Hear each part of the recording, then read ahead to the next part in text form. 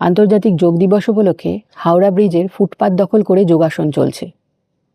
কোনোদিন কারোর মাথায় এসেছে রাস্তায়, বিশেষ করে হাওড়া ব্রিজের ওপর বসে যোগাসন করার কথা?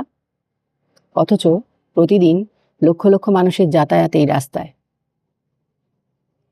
ফুটপাত যদি ঘন্টার পর ঘন্টা দখল করে রাখা হয়, তাহলে সাধারণ মানুষের দুর্ভোগের দায় কে নেবে?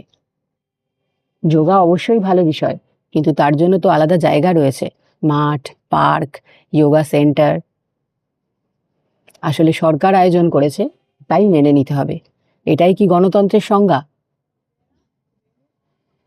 রাস্তা দখল করে হকার বসলে যদি সেটা অবৈধ বলা হয়, তাহলে জনসাধারণের রাস্তা এবং ফুটপাত দখল করে কোনো অনুষ্ঠানের আয়োজন করা হলে সেটাকে কোন যুক্তিতে বৈধ বলা হবে?